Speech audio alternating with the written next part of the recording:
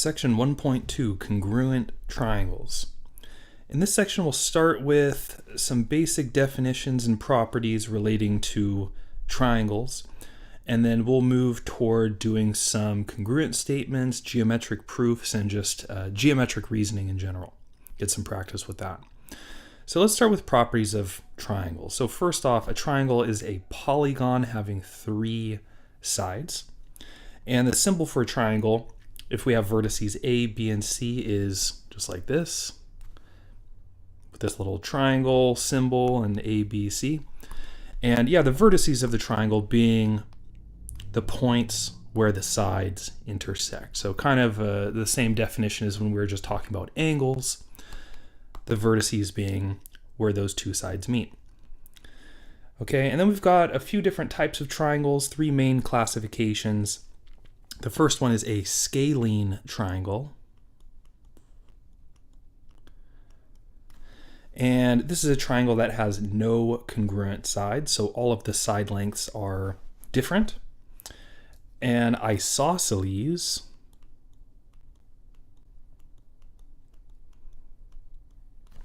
triangle is one that has at least two congruent sides. And the last one is an equilateral.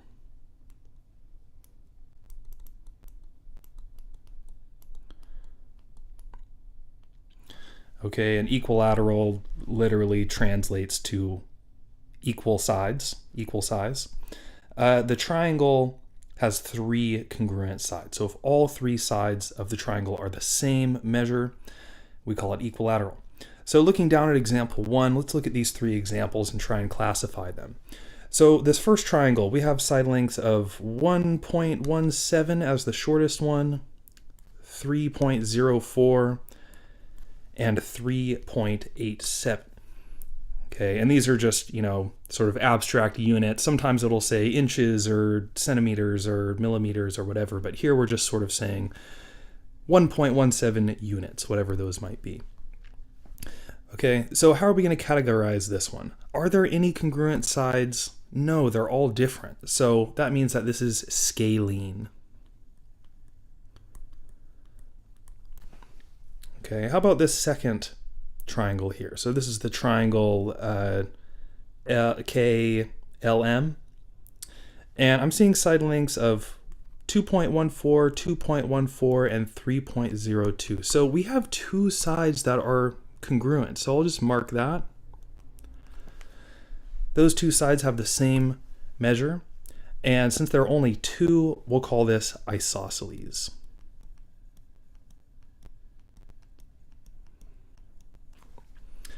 Okay, so that'll be an isosceles triangle. And this last one, all three sides have a measure of 2.54 units. So I can mark all three of these as being congruent, and that would make this an equilateral triangle.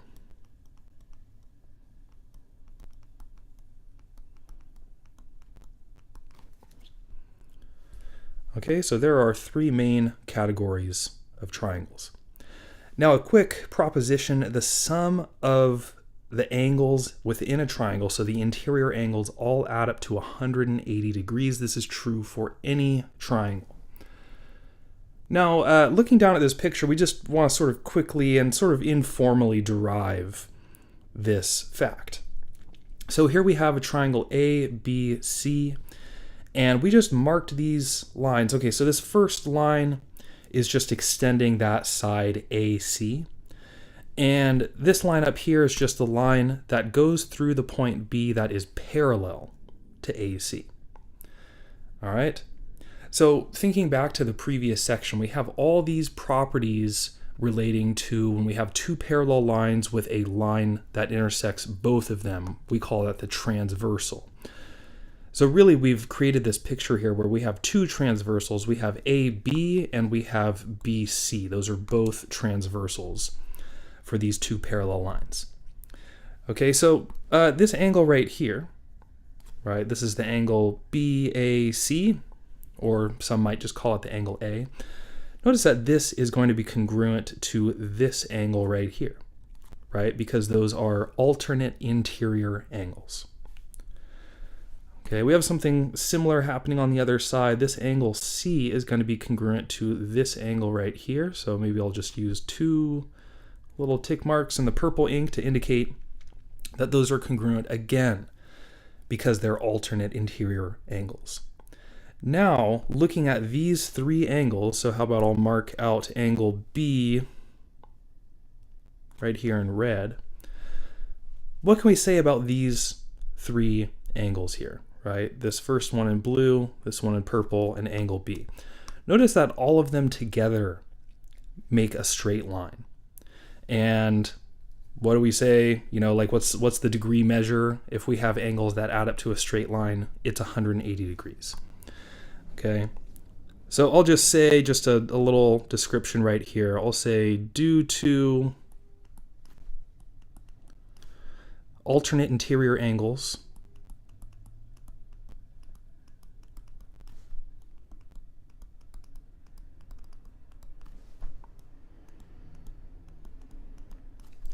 being congruent,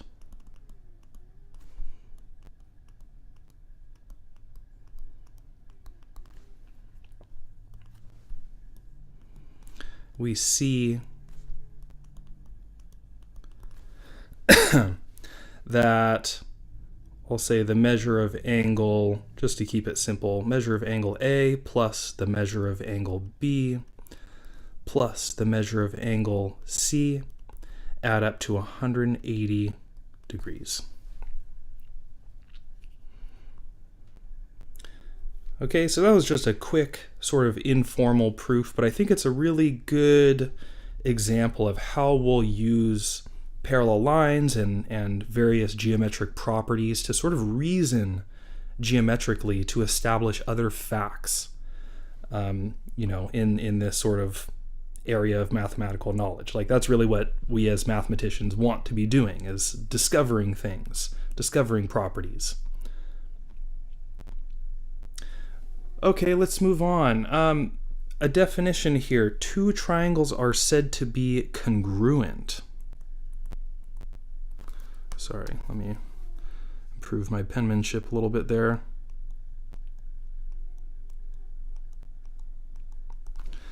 They're said to be congruent if one can be placed over the other so that they coincide or they fit together perfectly. This means that congruent triangles are exact copies of each other. When fitted together, the sides and angles coincide. And that creates these corresponding sides and angles of the 2 triangles, which will be equal to each other. So an example, kind of a concrete example here of 2 congruent triangles. Here we have triangles A, B, C, and D, E, F. And notice that we have equal sides, so 5, 5, 3, 3, 4, 4. We also have these 3 corresponding angles all being congruent to each other. So we have a 90-degree angle, 53, and 37. Okay, so these triangles are truly identical. And we can sort of imagine taking this triangle and picking it up and just putting it directly on top of this other one and seeing that it would cover it perfectly. Okay, so really this is what we mean when we say that 2 triangles are congruent. They're the same size, same shape. And the way that we denote this is we are going to use this same congruent symbol that we've seen before, you know, the equal sign with the squiggly line over the top. But we have to be really careful about how we write out triangle ABC and DEF. We want to list the vertices in corresponding order. So how about I start with triangle ABC, and I want to write that this is congruent to the other triangle, but I have to order everything correctly. So A is the 53-degree angle.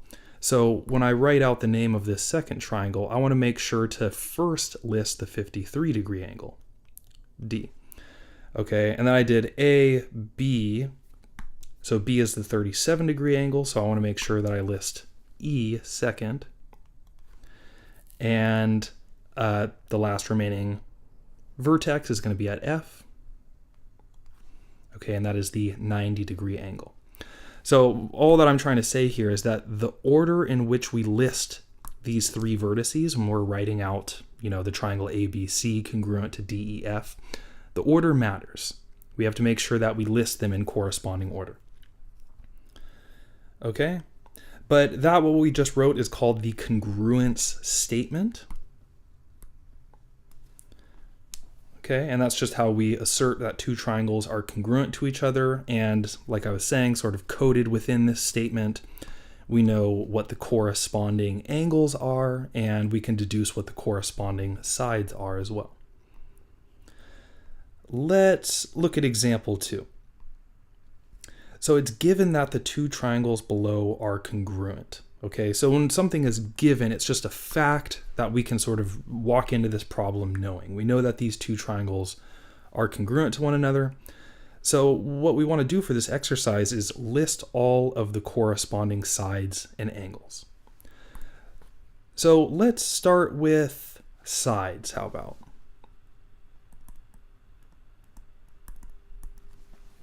So the corresponding sides, these are just going to be the pairs of sides that are equal to one another due to the congruence relationship.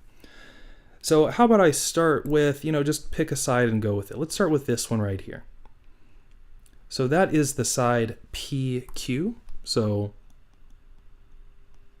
PQ, that's the line segment PQ, is going to be congruent to what? Just sort of based on the picture. Well, it looks like it's going to be congruent to this side over here. Okay, so I'm going to say that this is congruent to ST. All right, and I'm being conscious of what the order is because I said PQ. Notice that P is this sort of right angle. I don't know that it's a right angle, but I'm sort of recognizing that P and S are corresponding vertices. So I keep the order the same. Okay, so P to Q, S to T. Okay, so that is one pair of corresponding sides. How about the next one? Let's do RP. Okay, so that is this side right here. So RP corresponds to RS in the other triangle. So RP is going to be congruent,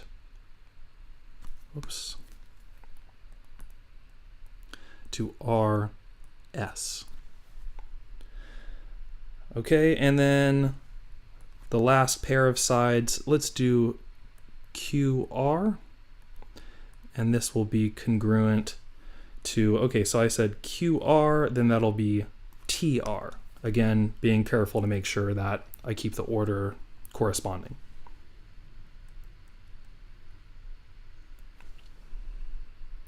And that's it. There are three sides, three pairs of corresponding sides, so I'm done with that part. Let's look at the angles now.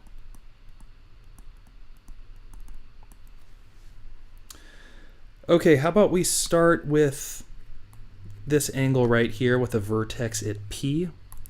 I'll just call this, so I'm going to do angle RPQ. Okay, RPQ, again, the vertex being in the middle. This is going to be congruent to RST. Like that. Okay, how about let's do this bottom angle next, so the angle with a vertex at Q, and I'll represent this with RQP. Okay, so next we'll do RQP, and this will be congruent to RTS.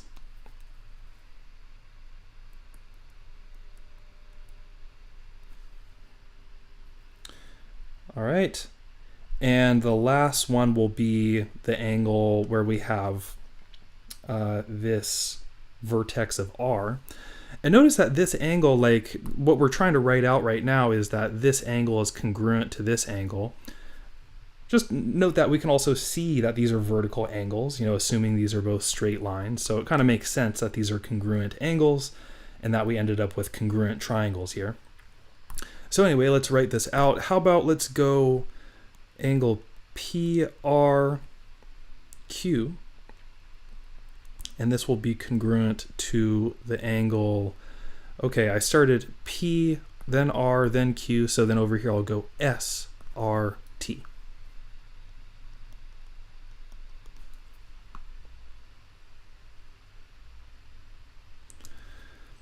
Okay, so there are the 3 pairs of corresponding congruent angles.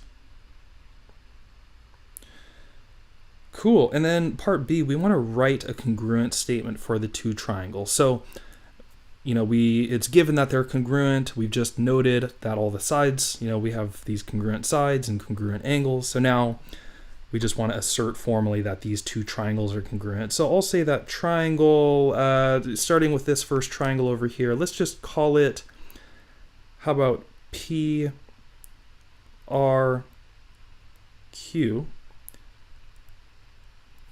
is congruent to, okay, so I did PRQ, so starting with P, what's the angle that is corresponding to P? That would be over here at S.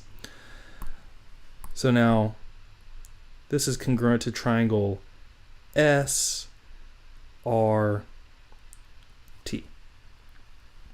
So that is my congruent statement. Note that this is not the only congruent statement for these triangles. I also could have done, so here's another version. How about instead of PRQ, what if I did QPR for the first triangle? QPR. Okay, so then I would say that this is congruent to, now I'm going to have to change how I denote the second triangle, because remember, I have to have the order corresponding. So I went PQR, so then that means that I'll go TSR for writing out this second triangle.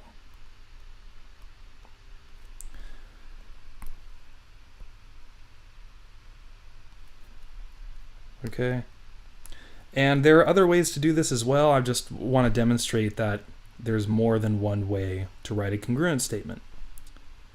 But you have to be careful to make sure that all of those letters are corresponding. Okay, and then part C, we just want to solve for x and y. For x, I'll say note,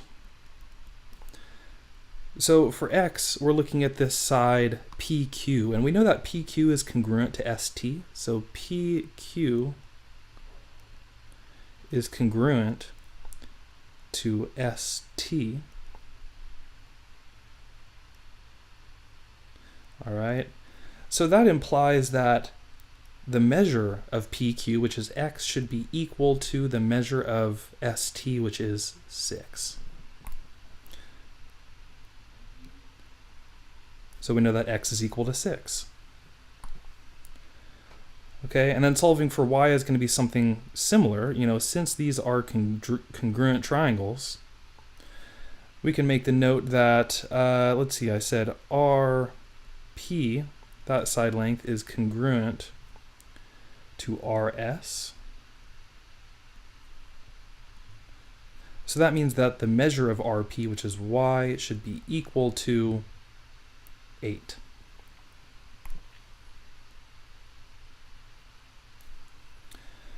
Okay, and notice that I just use an equal sign here and here. When we're dealing with the measures of, you know, either line segments or measures of angles, like where there's actually a number that tells us what the actual measure is, we use an equal sign because these are just numerical values. But if we're talking about this sort of like conceptual geometric equivalence, then we use the congruent symbol.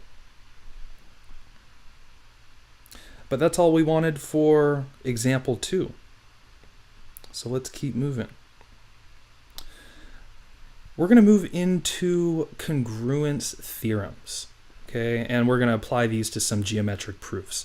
So congruence theorems, it's been discovered that when looking at triangles, you don't need to know that every single side and every single angle is congruent to every single side and every single angle of a different triangle to establish that two triangles are congruent. It turns out that with only three pieces, certain pieces of information, we can assert that two triangles are congruent. So this first theorem is the side angle side theorem.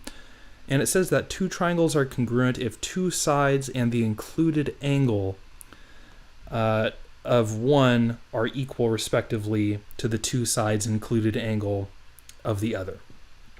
Okay, so if we have these two triangles here, we have ABC and XYZ.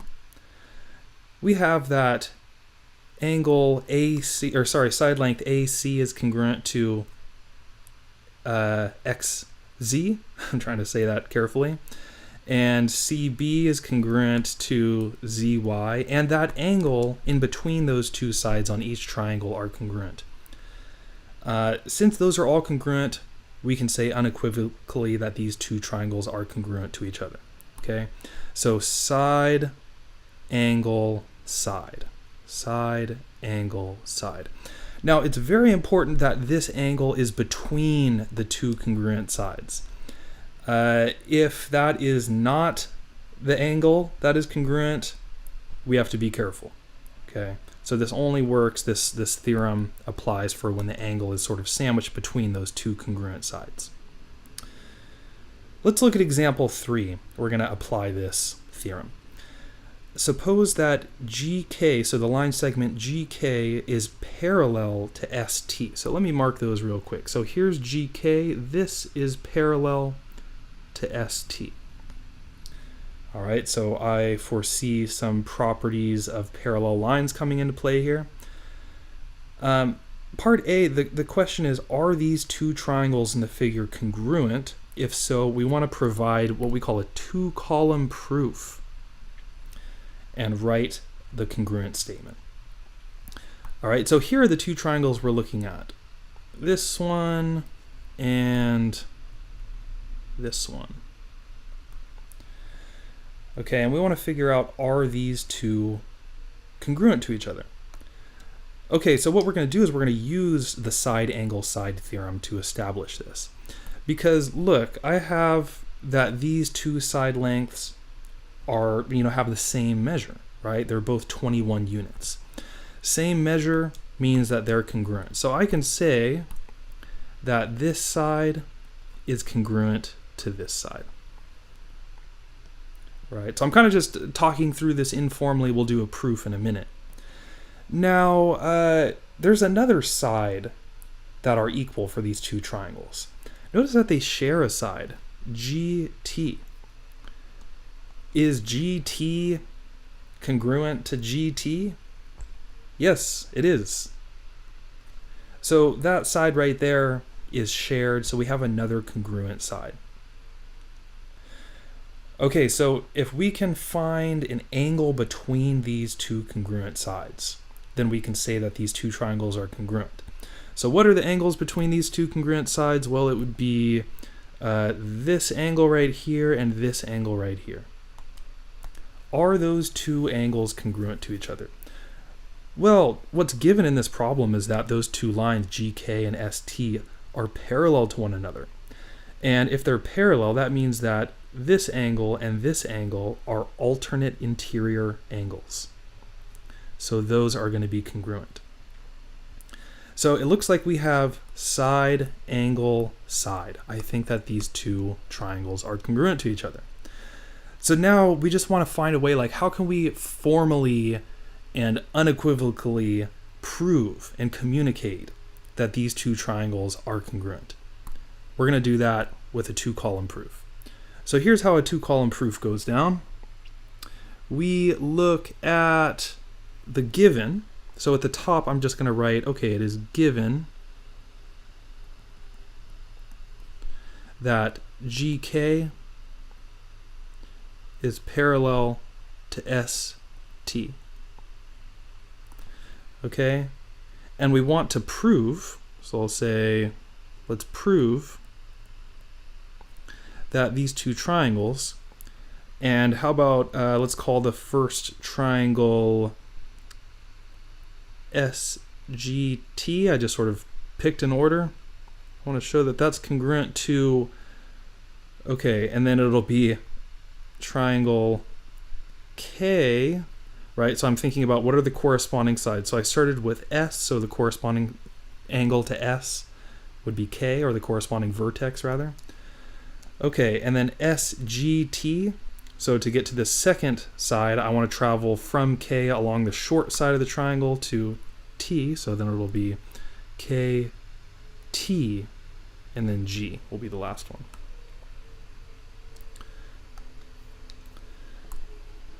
Okay, so this is what we're starting with, this is what we're trying to prove.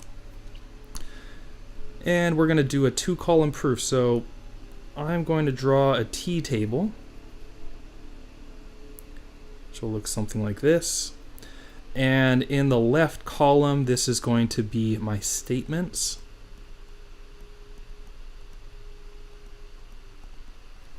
And in the right column, we're going to have our reasons.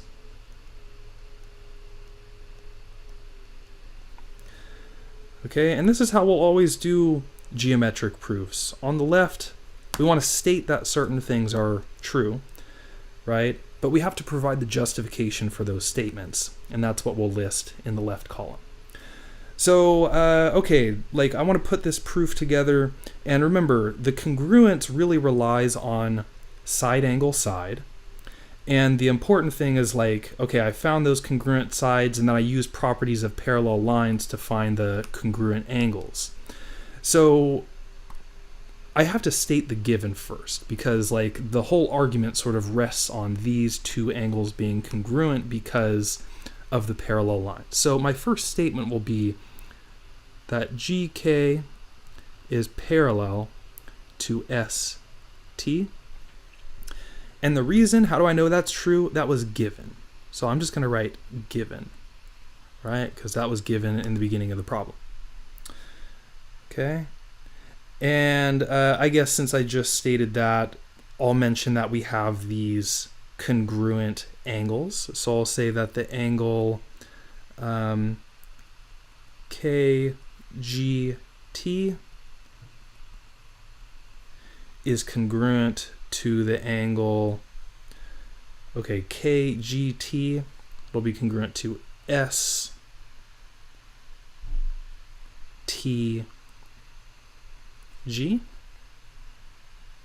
Okay, so those are those green angles.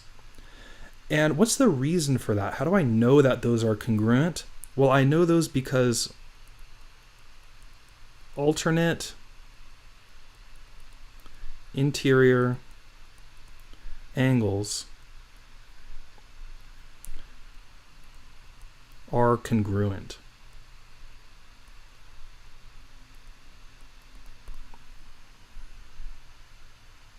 Okay, if I'm going to assert something like this in a mathematical proof, there's no cutting corners, there can't be any room for doubt, so I have to state the property that makes that true. So there that is.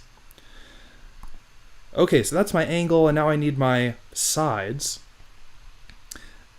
I also have that side length GK is congruent to this side length TS. And this is because the measure of GK is equal to the measure of TS, and that was 21 units.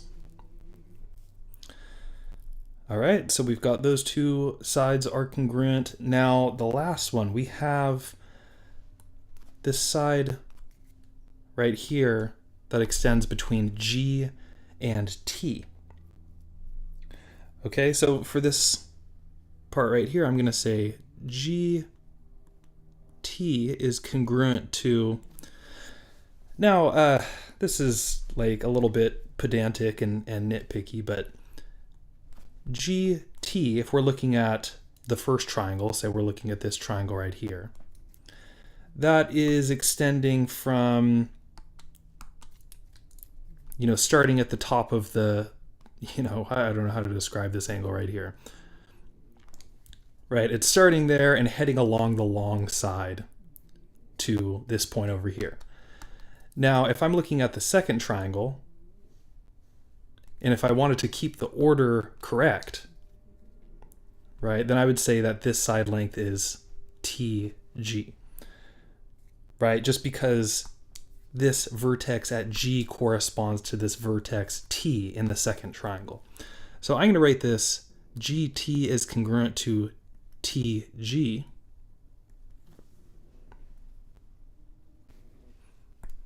And this is a result of what we call the reflexive property.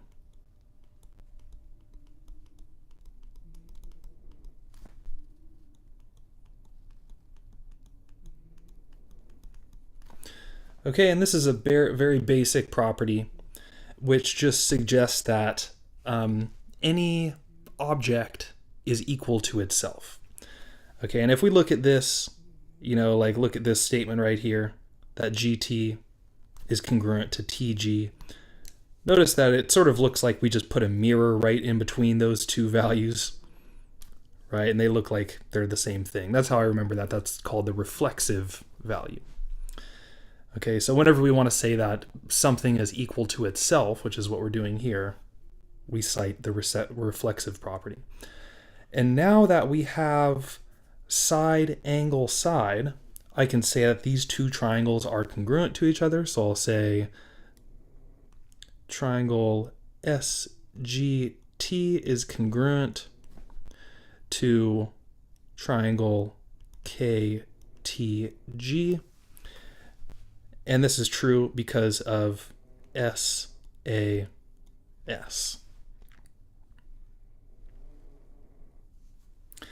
Okay, so it's done. At the end, if you want, you could say therefore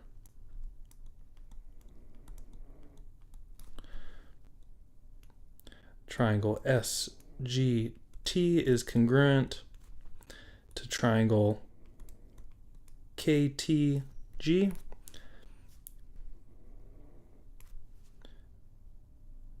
Just to really sort of seal off the problem, show that we've proved what we set out to prove. Okay, so now that that's done, now that we've proven that these two triangles are congruent, we can solve for the variables x and y.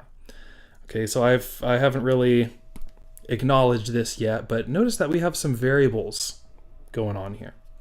So if I want to solve for these variables, I'm going to use the fact that these two triangles are congruent. And how about we start with x? Remember, we said a while ago that these two angles are congruent because they're alternate interior angles. So let's start by solving for x. I'm just going to set 6x plus 3. I'm going to set that equal to 33. Okay, and these are technically both degree measures. And I just want to solve for x now. So I'll subtract 3 from both sides. So 6x is equal to 30. Divide by 6, I get x is equal to 5. And I'll box that up. Okay, and then we'll solve for y. So again, now that we know that these are congruent, I know that this side length measure should be equal to that side length measure. So to solve for y, I can now set 6y minus 2 equal to 16. And I'll start by adding 2 to both sides. So 6y is equal to 18. And divide both sides by 6, I get that y is equal to 3.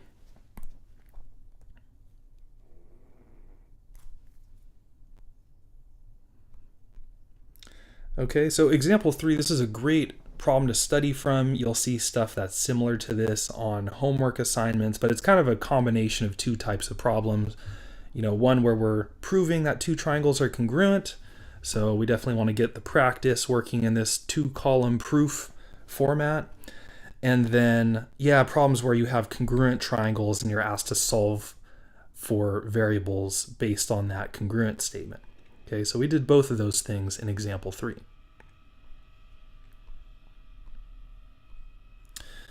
Okay, the next theorem of congruence between triangles is angle side angle. So it turns out that also if you have congruent, let's see, you have some corresponding congruent angles. So in this picture we have the triangle ABC and XYZ. So notice that angle A and angle X are congruent, angle Y and angle B are congruent, and the side between those corresponding angles, those sides are congruent. So the angle side angle theorem says that if we ever are in this situation, we can say that the two triangles are congruent to each other. Okay, and in example 4, we're going to apply this theorem in another proof. We are given that angle C is congruent to angle E. So, okay, let's look at the picture down here. So angle C and angle E are congruent to one another. And AC is congruent to AE. So let's find those. So AC, that is this side length, whoops, from here to here, that is congruent to AE, which is this side length from here to here. Okay, so I might just mark that those are congruent to each other. And let's see, angle E and angle C, I'll just mark those as well. I usually start these problems by, we did the same thing for example 3. Like I kind of mark all the congruent and corresponding sides and kind of look at the picture and try to strategize how I'm going to prove that the triangles are congruent. And the theorem that we just were talking about, angle side angle. So if I have two angles, corresponding angles that are congruent, then and the side between those angles, we also have that congruence. I can then assert that the two triangles. And I already have one angle and one side, so if I could just find that the angle, whatever angle is on the opposite side of this side here, where we have that congruence, then I can establish that these two triangles are congruent. Okay, so the angle that's on the opposite side of that congruent side, AE and AC, is actually shared between these two triangles. It's this angle right here at A. And since we have, that's a shared angle, that's a shared vertex of these two triangles, I think we're going to be able to use the reflexive property again like we did back here. I think we're going to be able to use the reflexive property again, apply it to that angle at A, and then I think we have angle side angle. So let's start writing out this two-column proof and see how it shakes out. So the given is right here. We know that those two angles are congruent, those two sides are congruent. I'm just going to jump to the two-column proof. So on the left we'll have our statements.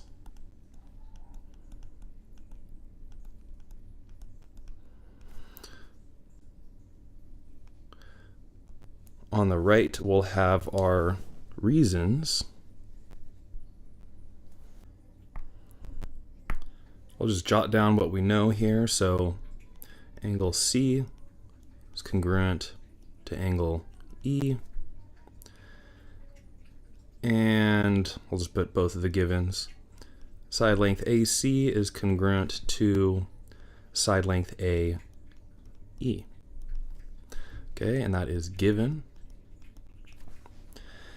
And since both of these triangles share that angle at A, it's going to be relevant that angle A is congruent to angle A, and this is by the reflexive property.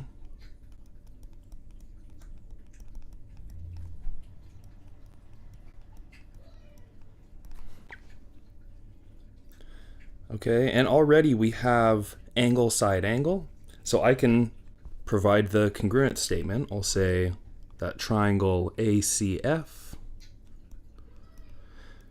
is congruent to triangle AEB, and this is by the angle side angle theorem.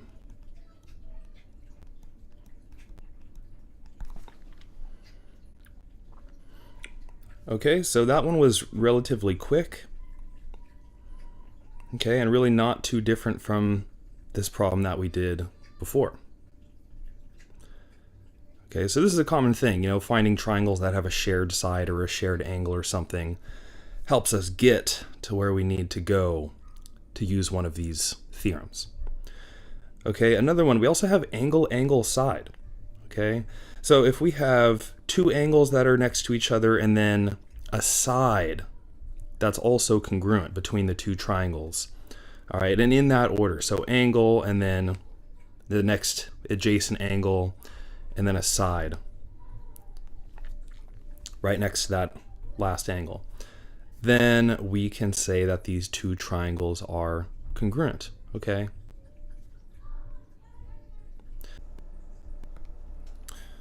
Let's try example 5. In this problem, it's given that the line segments or the sides LP and ON are parallel. So I'll mark that real quick. Here is LP and ON. These are parallel lines. So I could see those properties of parallel lines from section 1.1 coming into play here. It's also given that LM is congruent to OM. So that is this side length and this side length. And I'm hoping to establish that these two triangles are congruent using the angle, angle, side theorem. So I need two consecutive angles and then one side to be congruent. So, okay, we have these parallel lines and I'm seeing two transversals. There is this transversal LO and there's this other transversal PN. And I'm noticing some alternate interior angles, right? So this angle at L and this angle at O will be congruent as a result of that. And this angle at P and this angle at N will be congruent. So how about I do 2 tick marks there to indicate that those angles are congruent. Okay, so I'm just kind of building my ideas here, and I think I see the path forward, right? Because now I have angle, angle, and side. So I should be able to show that these two triangles are congruent.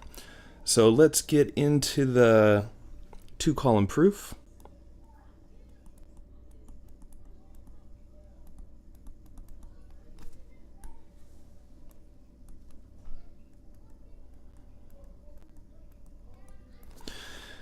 Okay, so statement and reasons, we'll start as we always do with the givens. LP, that side is parallel to ON. And we have that LM is congruent to OM. And those are both given. Okay, so I want to talk about these angles. So angle L and angle O are congruent because they're alternate interior angles. So I'll start with those. Angle L is congruent to angle O, and this is because alternate interior angles are congruent. Sorry, using a lot of shorthand there. The same is true for angle P and angle N.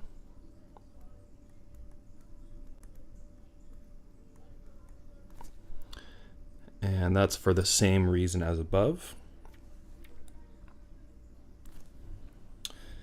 And with those 3 congruencies that we found, we can now say that these two triangles are congruent. LPM, so triangle LPM. Sorry, my pen is kind of wigging out a little bit here. LPM.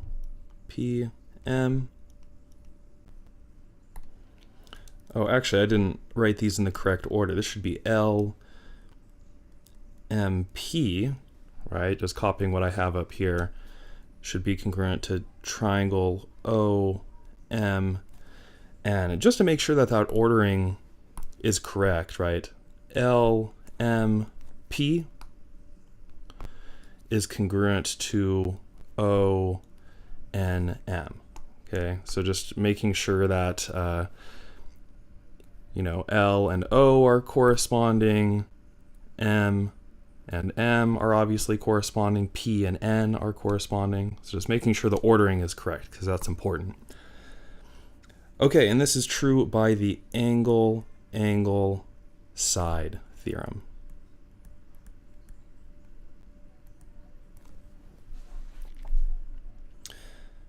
Great. So that concludes the proof of that one. There's actually another way that we could have done this problem. What's another way that we could have approached this?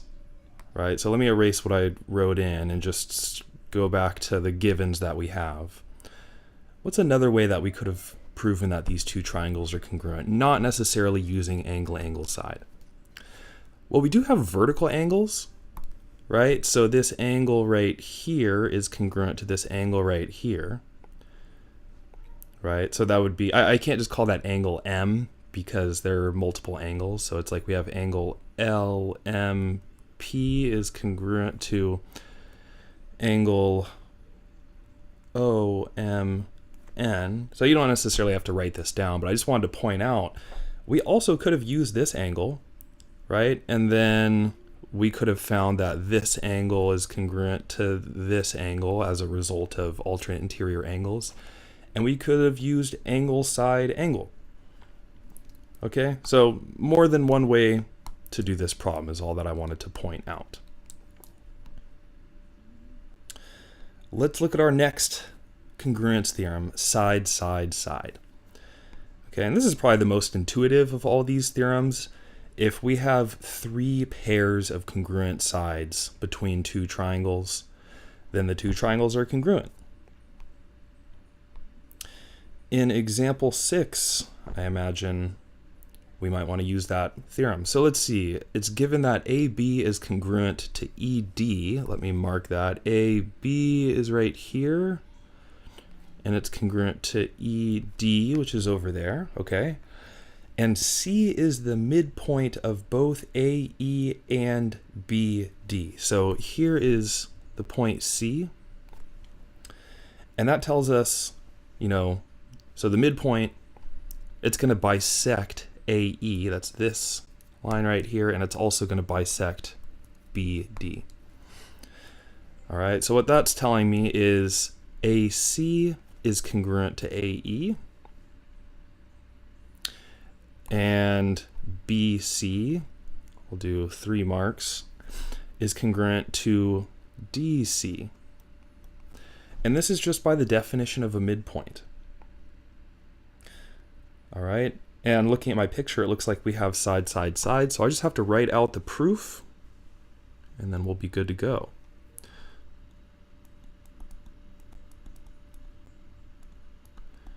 Setting up my 2 columns. I'll start with the givens. AB is congruent to ED, and C is the midpoint.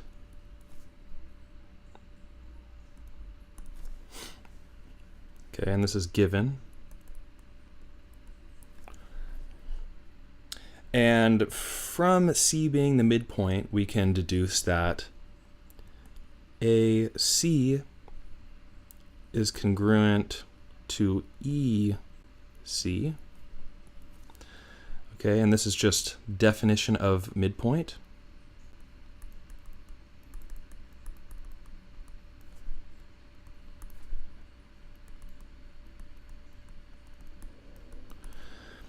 Okay, and the other thing we have is BC is congruent to DC.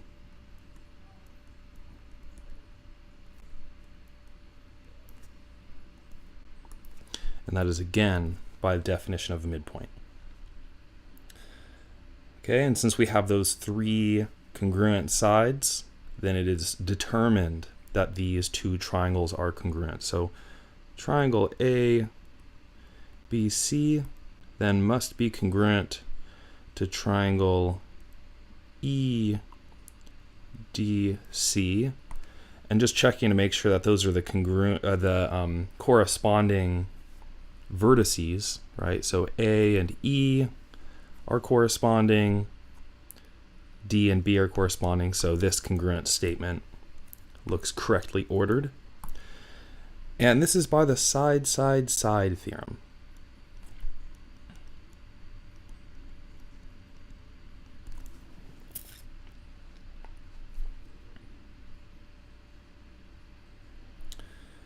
All right. So there we have our main, our sort of primary theorems about congruent triangles. And based on these, we can accomplish a lot. And just sort of developing our understanding of triangles and congruence, and just this idea of things being determined by sort of limited facts, and being able to deduce and establish unequivocally that two objects are the same. Okay, in the next section we're going to look at another kind of version of sameness, not quite as rigid as congruence, but similar triangles is what we're doing in section 1.3. So I will see you in the next video where we talk about that.